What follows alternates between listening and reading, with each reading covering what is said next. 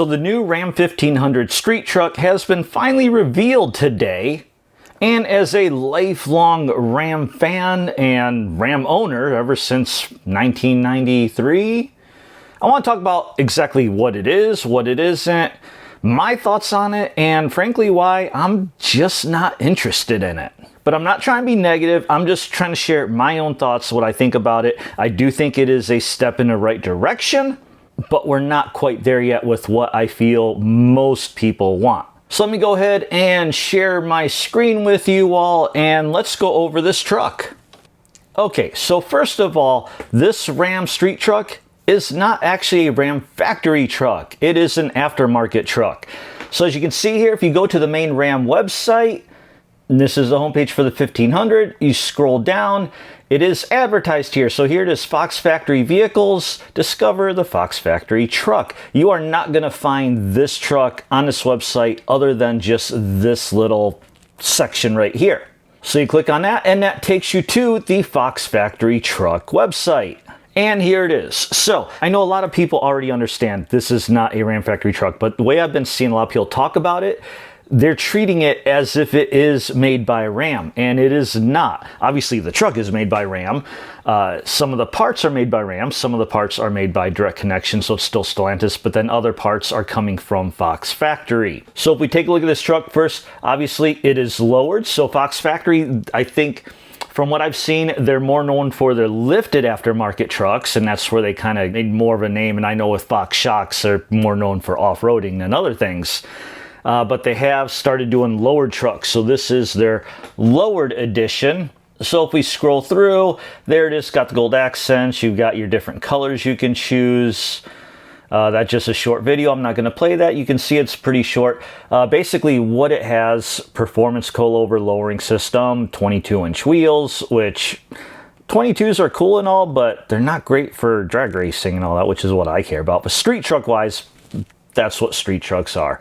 We have the performance tire, which are Toyo Proxies, which I did used to have on my old Rams, so I kind of do like that tire. Front splitter, rear spoiler, and the biggest thing is obviously the supercharger on the 5.7 Hemi, and that is a Whipple supercharger through Direct Connection, and you can get this in your two-wheel driver 4x4. And let's just keep going through, and it shows you a few more things, a few pictures. I mean, it looks like a pretty cool truck. I kind of like that tailgate spoiler, rear spoiler. It's, I don't know, a little busy. I'm not 100% sure how I feel about it. Graphics, I'm going to be honest, not a big fan. That looks pretty plain Jane to me. It looks like something I would make, and I am not a graphic designer, and I suck at it. But yeah, those are the signature Toyo Proxies. So yeah, pretty much just all that, and then we go into performance, and it is the supercharged 5.7 Hemi Whipple, which is offered through Direct Connection. So obviously I'm assuming it would only make sense that with this Direct Connection is supplying the tune for it, because obviously the stock tune is not going to be able to handle superchargers. So I'm guessing that Direct Connection will supply the tuning for these trucks to make sure that works. Dual exhaust, but that's really it. Doesn't really say much else if there's anything else upgraded about the engine. It sounds like it's just slapped onto the 5.7 and that's it. And actually they did show a picture, and you still get the e-torque, so that's still on the engine there itself. Handling, obviously we have the lowered ride height, 3-inch, 5.5, blah, blah, blah, blah. And some design. I do like the Direct Connection integration into all this, which is nice because what we're going to talk about later, they could have gone a different route, but looks like they did want to make this seem a little bit more factory than it is. And then we have some other stuff we're going to talk about here in a little bit. So now, as cool as this thing is, again, it is not a factory truck. It is an aftermarket truck. And personally, I want a factory truck like the old SRT10. I don't want an aftermarket truck, and there's a few different reasons for that, which I'm going to get into just here a little bit. But I also feel it's kind of weird, like I guess Fox is trying to make a name for themselves in this segment. To me, it's not screaming performance brand, kind of like with Ford, they have Roush and Saleen and all that. You have the Shelby.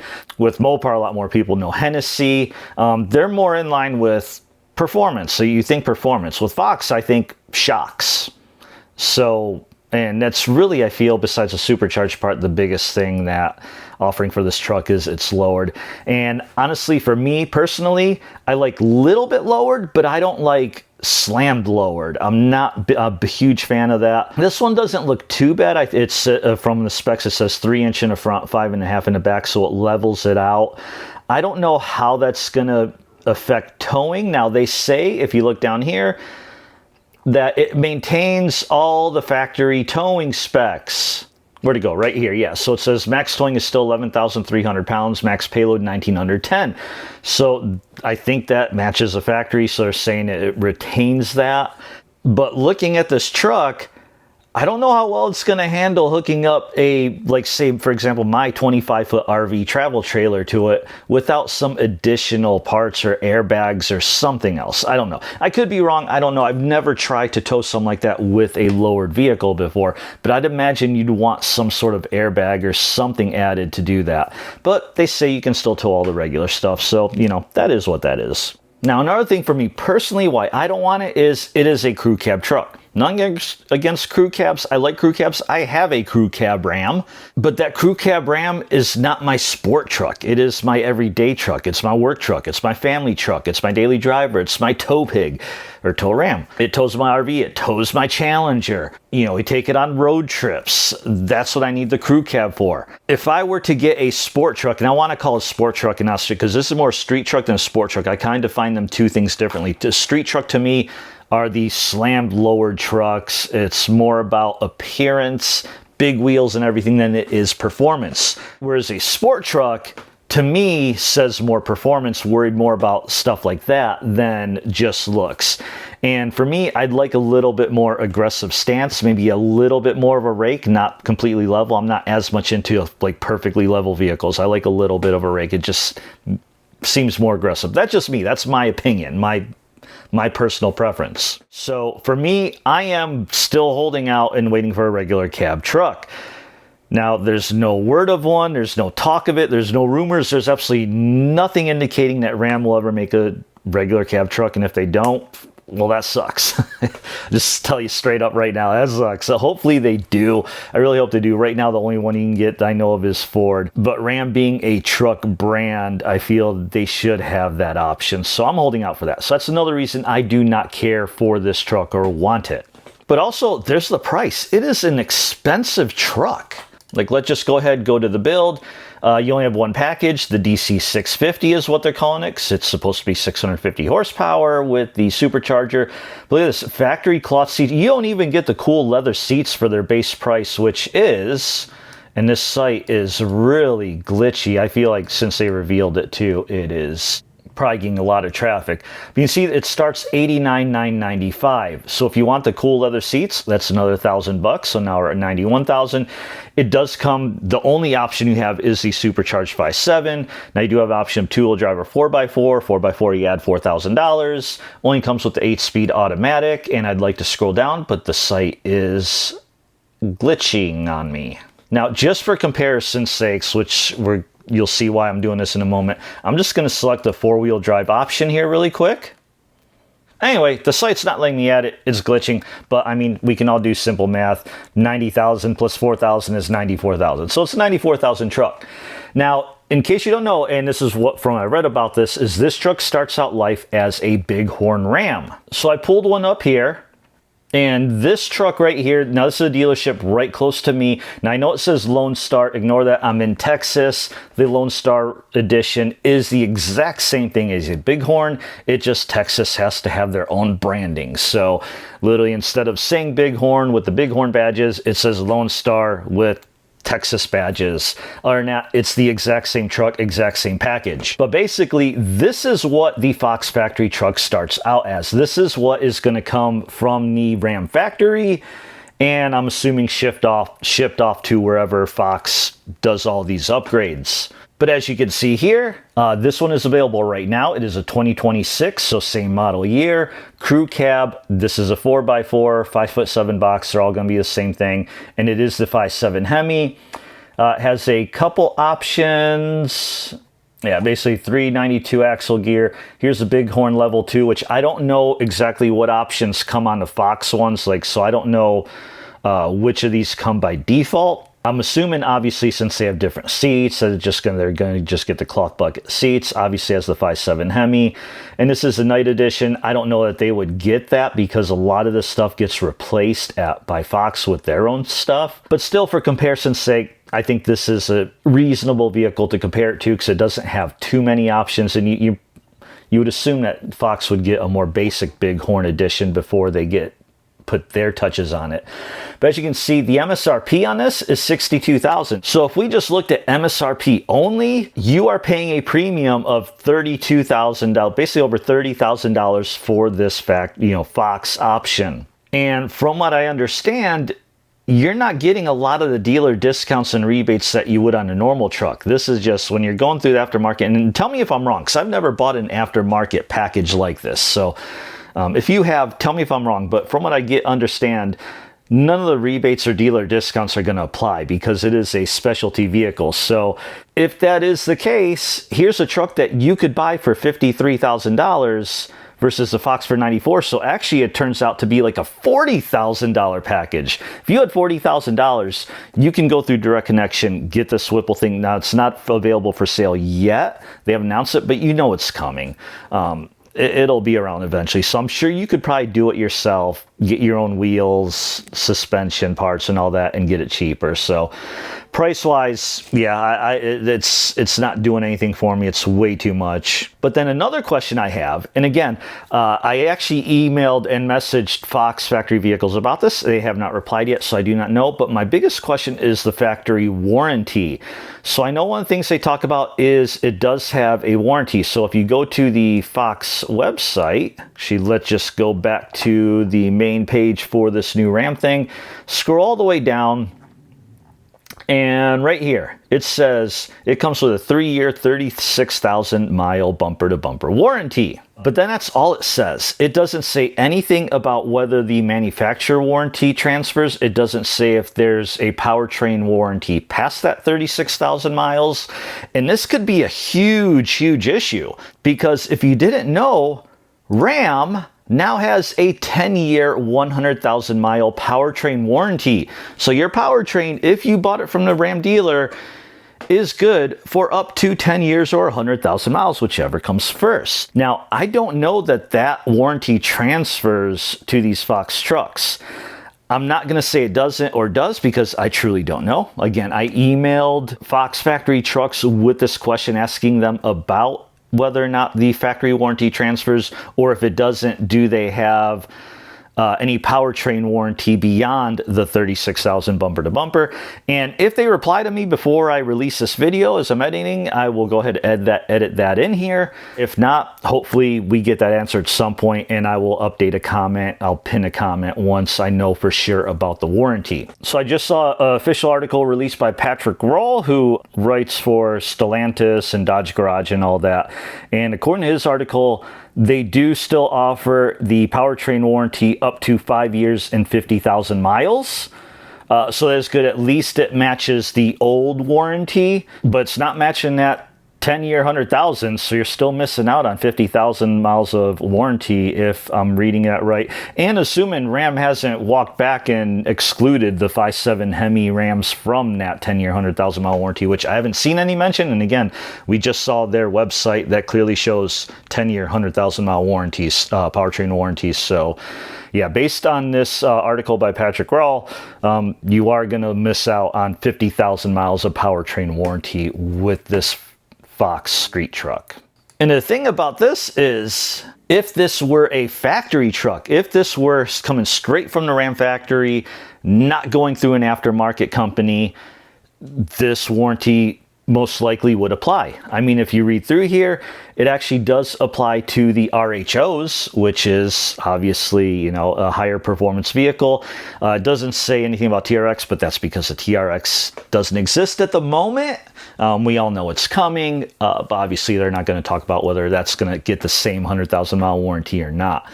But all the Ram 1500s, including the RHO, does get the 100,000 mile warranty. So you would assume that, you know, maybe that would apply to a factory sport truck if they had one. But then also, here's my other concern. If you have a warranty issue, where are you going to take it? Now, looking at the Ram site here, it does say nationwide service at any local dealership. Now, that's service. So when you think service, we're probably talking just maintenance, oil changes, things like that. If you have a warranty issue, though, how much you want to bet you take it to your closest dealer and they're going to look at this truck and be like, I don't know anything about it. And I bet you there'll be dealers that will flat out deny warranty work to start because they have no idea what it is. They'll just assume stuff was done aftermarket and voided. So I can see any warranty issues being a hassle. But what's funny is, even though it says service any local dealership, if you go to the Fox Factory site asking about dealers in their network, like authorized service centers for Fox Factory vehicles, here I pulled up, I'm in Dallas, so I pulled up just center of Dallas, you know, huge town. The Metroplex is, I think, 7 million. It's millions and millions of people, and it's a huge Metroplex, one of the biggest in the country. And as big as this is, as many millions of people are around here, within 100 miles, you've got 4 dealerships that are authorized. One is way down here in Waco. The closest one, 30 miles. Now, I live up here, north of Dallas, so the closest one to me is actually this one, which is 50 miles away. So, am I going to have to drive 50 miles to get any warranty work done to my closest one? And I'm in a big area in Dallas, so who knows, wherever you're from, you might have an even farther trip. I don't know the answer to that, but, you know, it's something that is a concern, something I wonder about.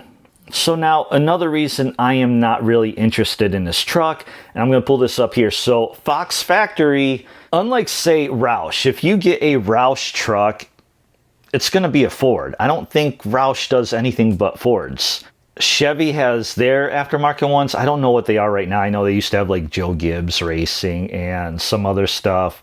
But with Fox Factory, Ram is kind of a latecomer. They already have multiple trucks available in both Chevys and Fords. So when you're thinking Fox Factory vehicle, it could be anybody. It's not really, you're not thinking Ram, especially now. It's newer. And they actually do have multiple lower trucks. So I pulled them up here, and we'll go back to my computer screen here. And as you can see, I pulled up all 3 of their lowered version street trucks now, because now they have one for each one. And I mean, just look at this. You have the Chevy Black Widow, Ford Black Widow, Ram Direct Connection, which I would assume they probably would have gone Ram Black Widow as well, but I'm sure with their partnership with Ram probably said, let's use Direct Connection and call it that instead. But regardless, look at these trucks. And I feel like there's not a lot differentiating them besides the obvious, you know, Ram, Ford, Chevy, the standard, you know, the body and all that it is. The modifications, the lowering and all that, they look pretty dang similar. Like, they look like if you went to a car show, they should just be grouped together. They're like siblings with each other. And I'm sure they use some of the same parts. I think the wheels are different on the Ram. If we scroll down just a little bit here, so they all have coil-over lowering suspension, so I'm assuming the suspension parts are pretty much probably mostly the same. They all feature a rear tailgate spoiler. They all feature a front bumper splitter, I think. I actually don't mention on the Chevy one, but it is on the Ford one. So I don't know, the rear spoiler, are they similar? I don't know. I think they all use the exact same Toyo proxies. They're just, to me, there's just not enough difference. Now, the Ram at least is the cheapest option of all of them. Now, the other 2, I think they're 4x4 only, which they're showing $102,000. So if we made that $94,000, the Ram is like $8,000 cheaper. Now, it is kind of cool about the other trucks, other versions, not that I like them. If you didn't want the supercharged, you can actually get them with the non-supercharged version. So I think that would have been nice if people care more about the looks than they do performance. If, you know, maybe they had offered just the non-supercharged 5.7 Hemi and made it a little bit cheaper, because as you can see here, with the other trucks, that's basically an $18,000, $15,000 option. So maybe they could have gotten you just a non-supercharged version for just a little bit cheaper. But yeah, as you can see, those are only in 4-wheel drive, and the Ram is either one, and the other ones do have a couple more options available. These aren't selected, so I didn't select any extra options for these. But yeah, it just like, they just look so similar to me. It's kind of generic in my eyes. And again, this is just my opinion. You know, you may feel different. I'm not knocking anyone that gets one of these. Not saying anything bad. It'll still, you know, it's still a cool truck. It's just not my thing.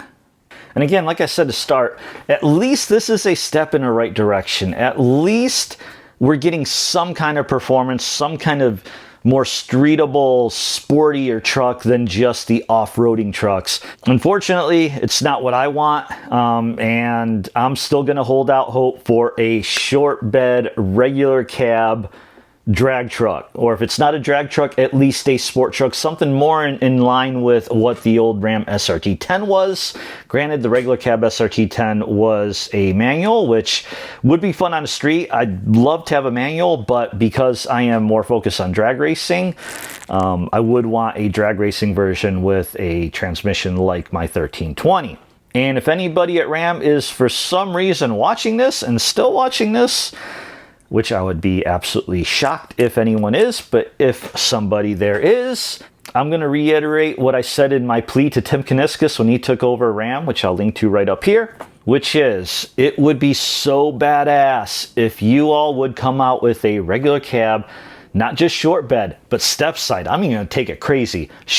Regular cab, step side, two-wheel drive drag truck with at minimum, an 800 horsepower red-eye engine in it, and built for the track. Maybe even make a single seat. I'm telling you, if you guys would make a Ram single seat regular cab drag truck, that would get talked about. That would be different, because now it would be a Ram thing. It would be Ram owned. Like, look at what you can get with Ram, because this Fox Factory thing, you can get the exact same thing with Chevy and Ford. As you can see on the screen, like, they all offer the same thing. It's not enough to differentiate Ram and make Ram special. And that's what I think Ram needs. And hopefully this is a step in the right direction to where maybe Ram sees how this performs. Maybe it'll be enough to convince Ram. So if you are interested, go ahead and buy it. Don't let me talk you out of it, because I feel if this is successful, that can only help convince Ram to make their own version. If this absolutely flops and nobody buys it, then Ram may actually look at that and they may be like, well, this didn't work out, so we don't think it's worth the financial risk to make one ourselves, and I don't want that. So I do want this thing to succeed. My whole reasoning for everything is just my personal reason on why I'm not interested, but if you are, by all means, please go out and get it. Make it successful so that Ram can be like, hey, we should bring this in-house and make something ourselves. So with that, thank you for watching. Appreciate it. See you at the drag strip.